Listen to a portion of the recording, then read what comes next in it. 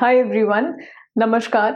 In this particular video, this will be a strategy video and we'll be talking about how to prepare Indian polity as far as your prelims is concerned. So prelims of UPSC as well as any common state PCS जहाँ पे almost syllabus aligned है. Right, so we'll be talking as to how are we going to proceed with the chapters and the sources for the Indian polity. We talk about Indian polity, it is a very conceptual subject. It can be a bit factual, related to some facts, some topics, and also it can be more current oriented in some year, but given the fact कुछ last के जो 2-3 साल रहे हैं वहां पे जो polity के क्वेश्चंस आ रहे हैं दे आर मोर और less surrounding around the conceptual thing which is the basic concepts, the basic foundation that revolves around the polity. So here are few FAQs जो कि यूजुअली पॉलिटी को लेके लोग पूछते हैं. तो let's have a look. So how many questions are expected in every year in prelims? तो हर साल प्रीलिम्स में लगभग 10 से 12 से 15, it depends on the year also. So 10 से 12 सवाल आते हैं प्रीलिम्स में. और ट्रेंड की अगर हम बात करें किस तरीके के सवाल पूछे जाते हैं पॉलिटी को कंसर्न अगर हम कर रहे हैं, पॉलिटी की अगर हम बात कर रहे हैं, तो प्रीलिम्स में व्हाट इज द ट्रेंड? तो करंट अफेयर्स रिलेटेड सवाल होते हैं, लेकिन वो सवाल मोर और लेस स्टैटिक पोर्शन को सराउंड करते हैं. फॉर एग्जाम्पल अगर इलेक्शन कमीशन उस साल न्यूज में है, या प्रेसिडेंट उस साल न्यूज में है, या यूनियन टेरिटरी अगर JNK रिलेटेड कोई बात चली है या कुछ हुआ, या CAA का तो खैर सवाल नहीं आया, it was speculated that citizenship से रिलेटेड सवाल आएंगे काफी ज्यादा. तो इस टाइप के सवाल आते हैं. करंट में जो टॉपिक न्यूज में रहता है, जो टॉपिक साल भर न्यूज में चला रहता है, उसका basic question is what is UPSC asking. So current related topics which are moving around the static portion and there's a common notion कि लक्ष्मीकांत रट लो, लक्ष्मीकांत को word verbatim, word by word रट लो and you will be sailing through the polity. No, since last 3 years, to be very precise, since 2020, Indian polity के जो सवाल हैं they are moving beyond M Laxmikanth. तो सिर्फ लक्ष्मीकांत रट लेने से या उसी को सिर्फ पढ़ लेने से you can't have the conceptual clarity and you cannot solve the questions जो पिछले 2 से 3 साल से पूछे जा रहे हैं, which are only the basic question and which are मतलब they are the most organic question, most basic and foundational questions which are being asked, right? So conceptual focus रखना है इस subject में rather than your current or rather than any other aspect. So if you are thorough with your concepts, if you have very well understood the concepts, you will be scoring very well in the section of Indian polity. Talking about the sources, again it's a very individual choice, and as far as polity is concerned, Indian polity is concerned, I would like to make here a point that for this very section it's actually obligatory and mandatory for a person to go through NCERTs, and that too for class 11th and 12th, which are politics in India since independence, institution at work, democratic politics part 1 and 2, political theory and contemporary world politics. So this one is basically for world history and all this can be left, but this class 11th Indian Constitution at work, this is the basic NCERT, this is the NCERT which has to be read at any cost. इसको बिल्कुल छोड़ना नहीं है. क्यों? क्योंकि जो पिछले 2-3 साल में जो बिल्कुल बेसिक से सवाल आ रहे हैं, लिबर्टी की डेफिनेशन पूछी जा रही है, लिबर्टी का एग्जैक्ट मीनिंग पूछा जा रहा है, those questions can be answered only when you are thorough with the NCERTs and you are very well aware about the concepts. तो बेसिक कॉन्सेप्ट्स, बेसिक जो वर्ड्स यूज हो रहे हैं, ये वर्ड सुनने में बहुत ईजी लगते हैं. लिबर्टी का एक्चुअल मीनिंग क्या है, social justice, what is exactly social justice is. तो if you see the questions of 2020, 2021, तो इन दोनों तीनों सालों में 2022 भी अगर हम देखेंगे तो वी कैन सी कि ऐसे सवाल पूछे जा रहे हैं जो कि बिल्कुल कॉन्सेप्ट रिलेटेड थे. Now let's move on to the topic wise analysis. So एक बिल्कुल कॉमन नोशन है जो सब रेफर करते हैं, resource book which is your Laxmikanth. तो उस बुक के हिसाब से उसमें जो टॉपिक्स दिए हुए हैं, उसमें जो पार्ट्स दिए हुए हैं, उस पार्ट के according I have distinguished the whole syllabus and whole topics of Indian polity. तो we'll see one by one every part, हर पार्ट में कौन सा टॉपिक इम्पॉर्टेंट है, किस टॉपिक में या किस चैप्टर में हमें किन सब टॉपिक्स पे एग्जैक्टली ध्यान देना है और किन पे बिल्कुल रीड थ्रू करके निकल जाना है. Let's have a look. तो जो पार्ट 1 है which is your constitutional framework, which यहाँ पे सबसे पहला चैप्टर है हिस्टोरिकल बैकग्राउंड का. तो in this very chapter see historical background is not very conceptual, काफी facts हैं, but you have to understand the difference between the company rule and crown rule, right? So one must be aware about the difference in between the company rule and crown rule. ठीक है. तो clearly जो historical background है वहां पे company rule, crown rule के अलग अलग एक्ट्स थे, charter act, Pitt's India act. तो वहां पे उनके जो फीचर्स थे, उन एक्ट के जो फीचर्स हैं उसको बिल्कुल ध्यान से करने की जरूरत है. वहीं पे समझना है, वहीं पे याद करना है कि डिफरेंस क्या है अलग अलग एक्ट्स में और किन किन तरीके से इवोल्यूशन हुआ है कॉन्स्टिट्यूशन का. It can be very well understood through this chapter. Memorise करना है आपको फीचर्स, है ना, फीचर्स को याद रखना है, बहुत जरूरी पॉइंट है ये. Otherwise it's just a factual chapter which has to be read. It is important I will say, क्योंकि 1 से 2 सवाल हर साल आते ही हैं.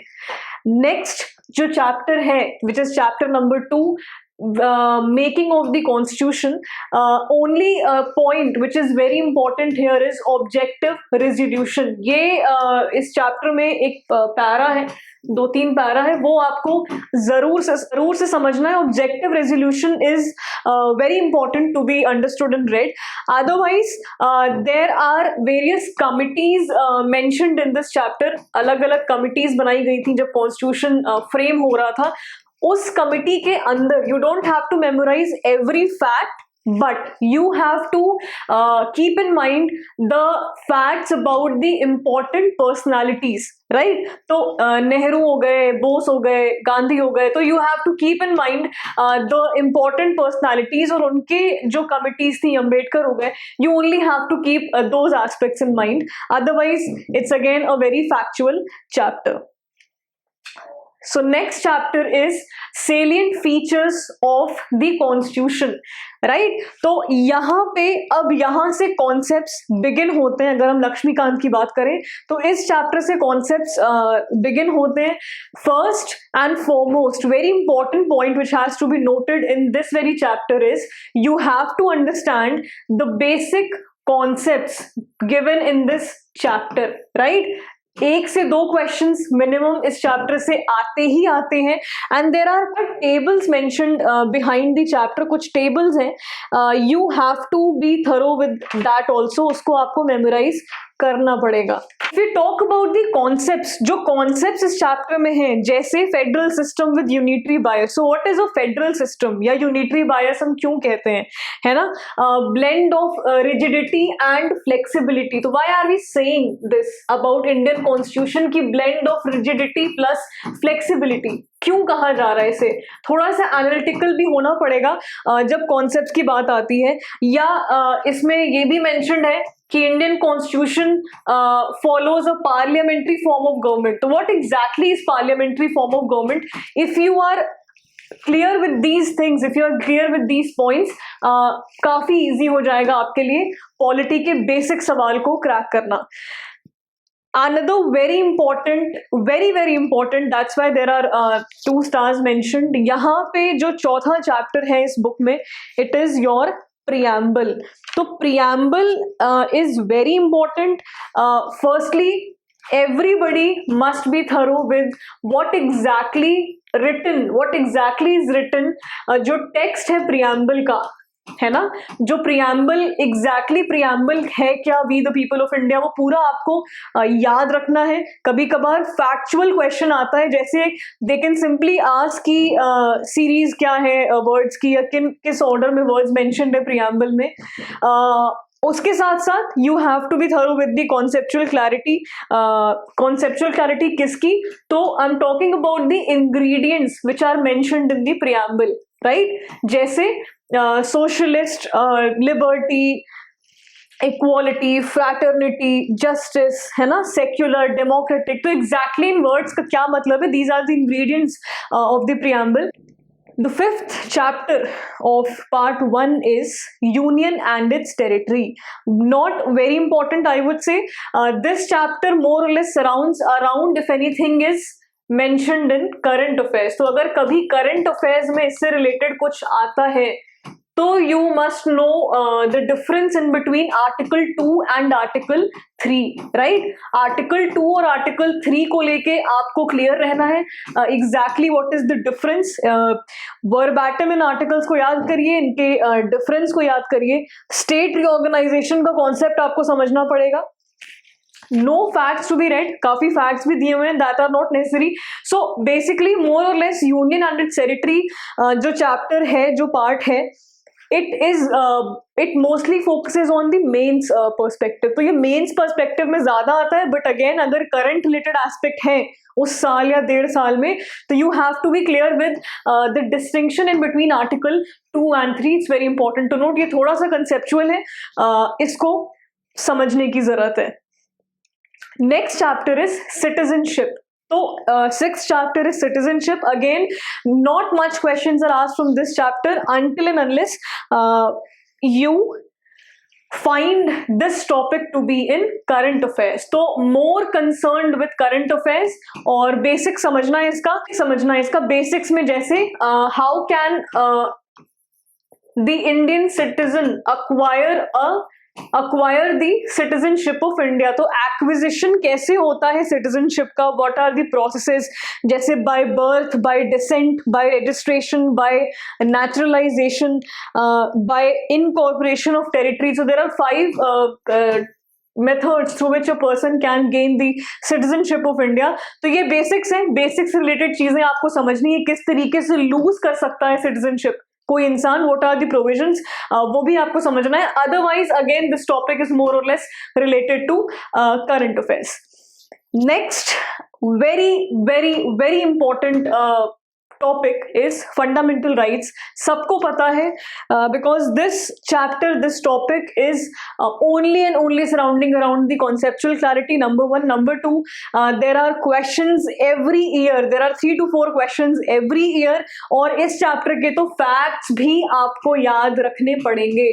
फैक्ट्स भी काफी इंपॉर्टेंट है इस चैप्टर का, right. So conceptual clarity is a must, it is most important. And articles mention जो कैटेगरी है, right to equality, right to freedom, right against exploitation, right to freedom of religion, cultural and educational rights, right to constitutional remedies, ये जो 6 category है fundamental rights की, इसके अंदर में जो आर्टिकल्स हैं, every article must be learnt, every article must be understood। और इनफैक्ट नॉट ओनली आर्टिकल्स, इनके जो क्लॉजेज हैं वो भी काफी इंपॉर्टेंट है। हर आर्टिकल के हर क्लॉज में क्या मेंशन्ड है, कौन सा कॉन्सेप्ट है।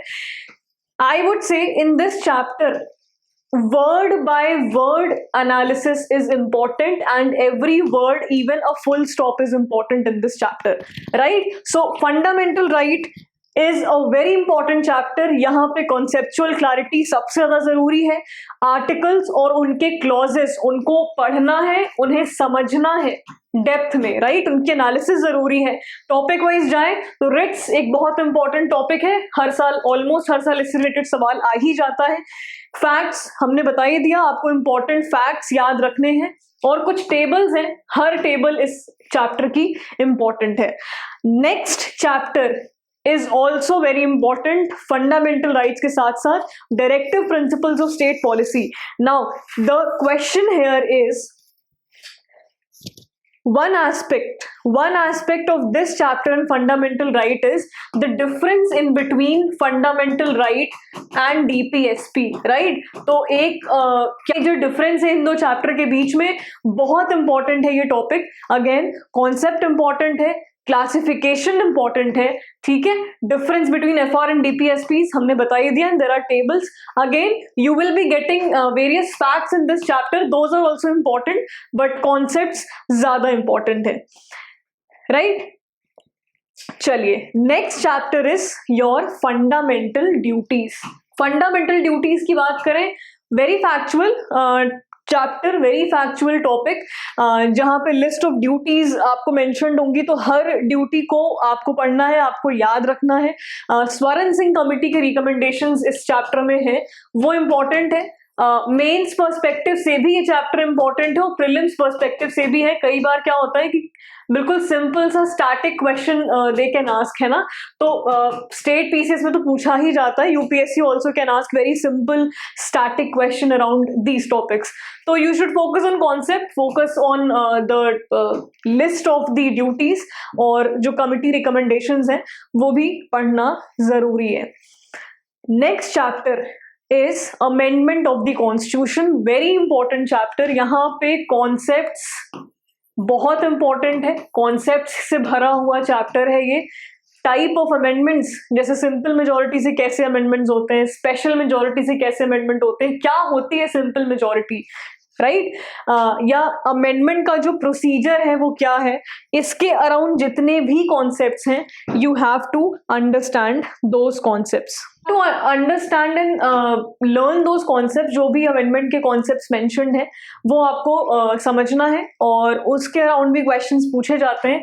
बेसिक स्ट्रक्चर अगला और लास्ट चैप्टर है पार्ट 1 का.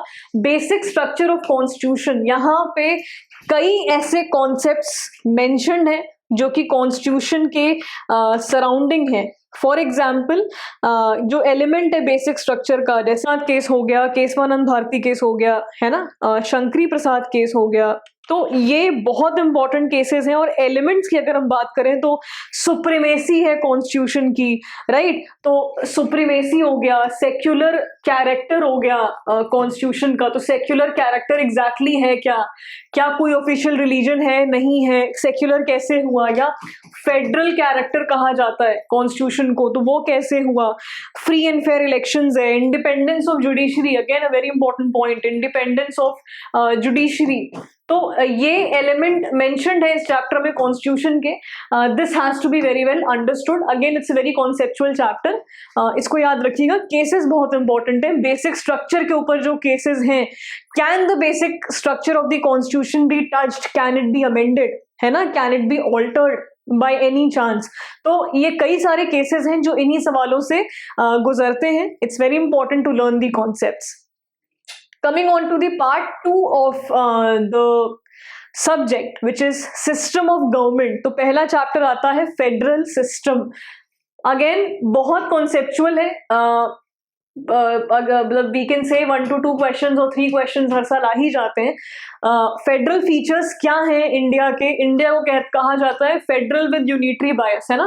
It's a federal system with unitary bias. India को ये कहा जाता है, इंडिया के कॉन्स्टिट्यूशन को. तो what exactly is federal system in with unitary बायस. तो यूनिटरी का मतलब क्या हुआ और यूनिटरी बायस का मतलब क्या हुआ. You have to be clear with these concepts. And comparison, obviously, if you're reading about federalism, if you're reading about federal system and you're reading about union government, so you have to know the distinction in between these two. Next chapter is center state relations. तो centre state relations इतना important नहीं है. अगर हम prelims के perspective से बात करें तो उतने सवाल नहीं आते अनटिल अनलेस करंट में कोई क्वेश्चन हो, करंट में कोई टॉपिक इससे रिलेटेड चल रहा हो, तभी ये इंपॉर्टेंट है. अदरवाइज बल्कि चैप्टर है, मेंस ओरिएंटेड ज्यादा है ये चैप्टर, तो you don't have to worry much about this. Rarely ask UPSC rarely ask this chapter और करंट ओरिएंटेड ज्यादा है, तो करंट अफेयर्स पे ज्यादा ध्यान दीजिएगा. Again next chapter is inter state relations. This is also current based और mains oriented ज्यादा है ये, राइट. तो इन चैप्टर्स के लिए आपको करंट अफेयर्स पे ज्यादा ध्यान देना है. Next chapter and very important chapter is emergency provisions, right. तो emergency provisions again important chapter है, कॉन्सेप्चुअल चैप्टर है और फैक्ट से भी भरा हुआ है. तो conceptual plus factual important both for prelims and mains. अभी लास्ट पॉलिटी के सीरीज में हमने इमरजेंसी को ही कवर किया है. तो there are 3 types of emergencies और ग्राउंड ऑफ डिक्लेरेशन क्या है उन इमरजेंसी का, what are the presidential powers while declaring the emergency और व्हाइल प्रोक्लेमिंग द इमरजेंसी. फिर नेशनल इमरजेंसी और प्रेसिडेंट रूल के बीच में क्या डिफरेंस है, very important aspect of this chapter. तो again it's a very conceptual chapter. कुछ हिस्टोरिकल बैकग्राउंड हिस्ट्री से भी रिलेटेड है और फैक्चुअल भी है, ये समझने की जरूरत है, राइट. चलिए next part is related to the central government. ये जो पार्ट है लक्ष्मीकांत में, this whole unit is very important. So you can't at all skip part 3 of Laxmikanth. You can't skip central government का कोई भी topic. So nothing can be skipped, nothing can be skipped from this part.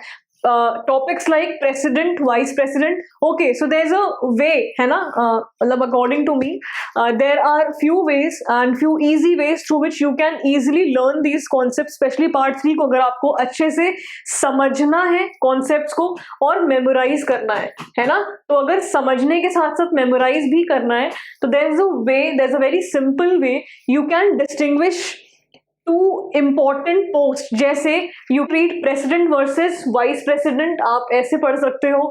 Prime minister can be read, then central council of ministers, फिर cabinet committees, parliament, very important chapter, parliamentary committees, then supreme court, judicial review, judicial activism, very important, then public interest litigation. तो this whole unit is very important and nothing from this unit can be skipped at all. Do not dare to skip this unit और any chapter of this unit, right. Next part is part 4. So part 4 में आता है state government के topics. तो जैसे governor और high court, ये 2 topics हैं बहुत important. Again this unit is majorly mains oriented या प्रीलिम्स में उतने सवाल नहीं आते हैं, वही सवाल आते हैं जो करंट में अगर न्यूज में हो. जैसे अगर गवर्नर न्यूज में रहता है और हाई कोर्ट न्यूज में रहता है तो ये 2 इंपॉर्टेंट टॉपिक्स होते हैं most important prelims point of view से.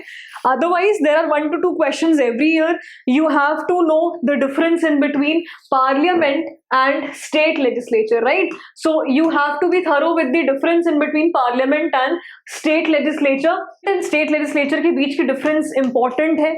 बिल के ऊपर एक टेबल है, so there is a table on bills, बहुत इंपॉर्टेंट है ये टेबल समझना और याद करना.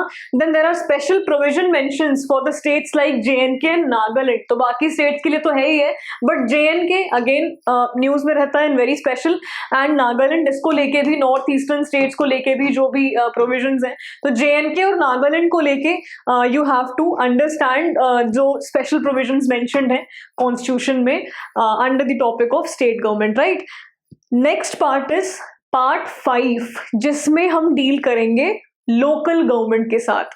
तो there are 2 chapters, Panchayati Raj and municipalities. These 2 chapters are again important क्योंकि इनमें कॉन्सेप्ट्स है, हिस्ट्री है, there is a history behind schedule which is covering your Panchayati Raj and 73rd 74th amendment से आपके पंचायती राज म्युनिसिपैलिटीज हुए, कमिटीज जो भी आई हैं, and schedule which are surrounding the local government. तो it is very important. Again this topic is very important. I'm sorry, this is amendment not schedule.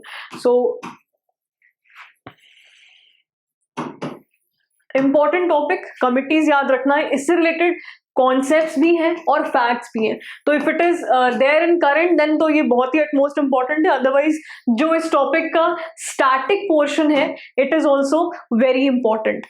Next unit which is part 6, it deals with union territories, जिसमें union territories के ऊपर एक chapter है और एक scheduled and tribal areas के ऊपर chapter है. You should be thorough with the difference in between 5th and 6th schedule. ठीक है, कॉन्स्टिट्यूशन के 5th और 6th शेड्यूल में क्या डिफरेंस है, प्रोविजंस में क्या डिफरेंस है. यूनियन टेरिटरीज के ऊपर स्पेशल प्रोविजंस मेंशन्ड है, उनके लेजिस्लेचर, लॉज, उनकी पार्लियामेंट जो भी है ना. यू हैव टू नो कि किन किन यूटीज में उनका अपना एक लेजिस्लेटिव असेंबली है, किन में नहीं है, दिल्ली पौंडीचेरी में है.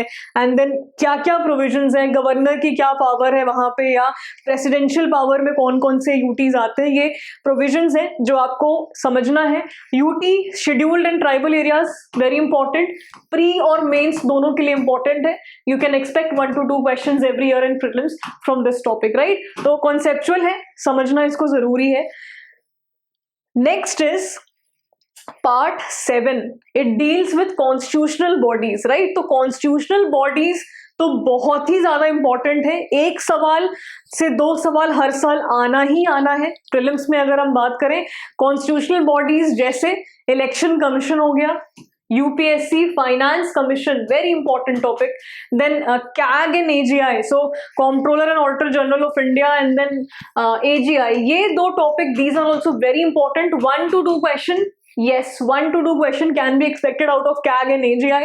So what you have to do is, इस constitutional body के unit में जो भी body mentioned है, you have to understand and learn their key roles and functions. That's all. You have to learn इनके जो basic roles हैं, इनके जो key roles mentioned हैं और जो इनके functions हैं. तो what are the functions they dispose and what are the roles, है ना. इनका जो role mentioned है ये आपको समझना है.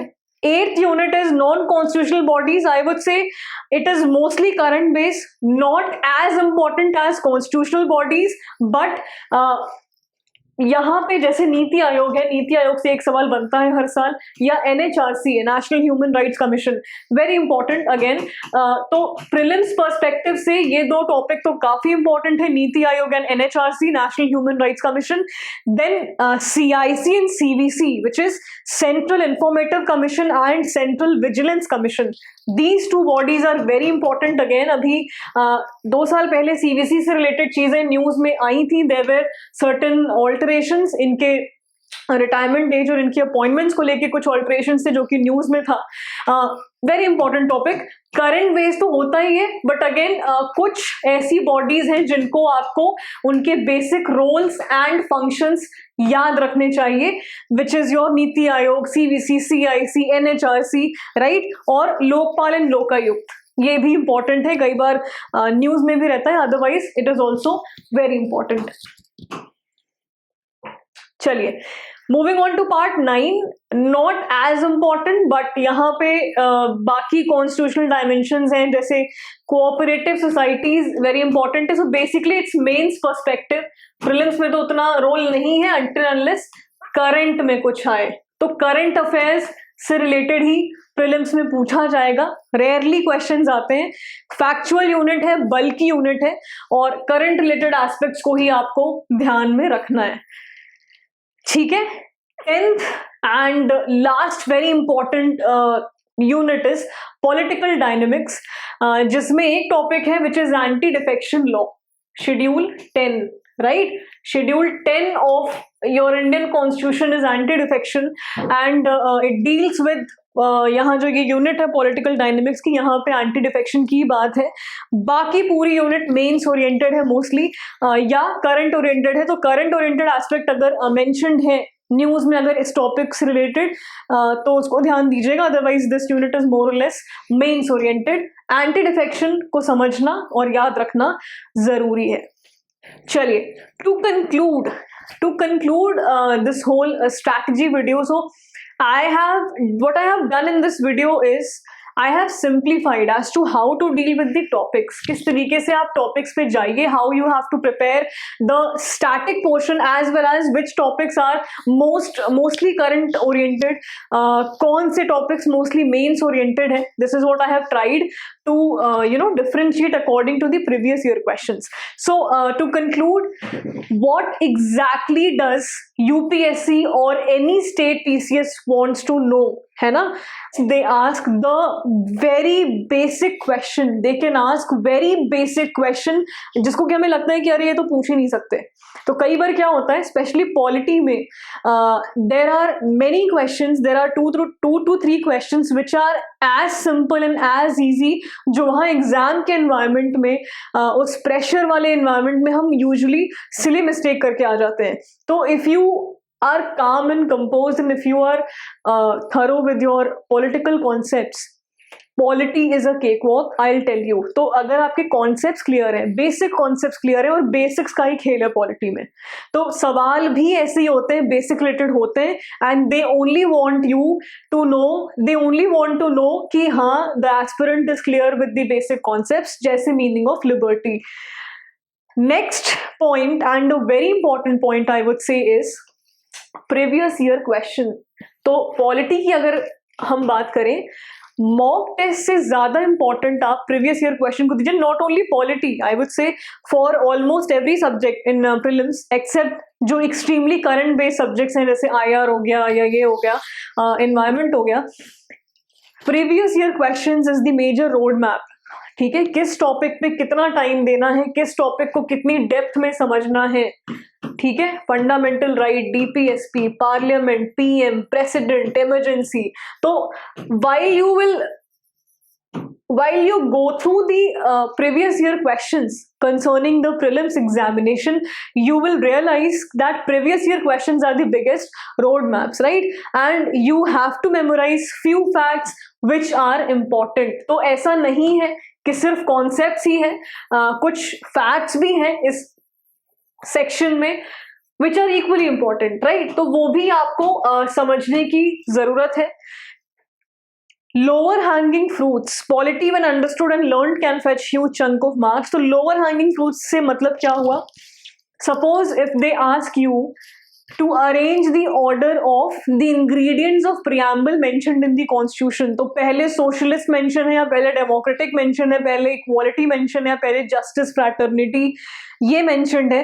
तो आप अगर आपने preamble याद कर लिया है, if you know the correct order, you have gained the 2 marks. आपको 2 marks आसानी से मिल गए, है ना. But an aspirant who is not clear with this basic thing कि प्रियम्बल एक्चुअली किस ऑर्डर में लिखा गया है या टेक्स्ट एग्जैक्टली क्या है, उसके इंग्रेडिएंट किस तरीके से मेंशन्ड है, तो सिली मिस्टेक, या again he will be losing 2 marks, right. तो लोअर हैंगिंग फ्रूट्स का ध्यान रखना है.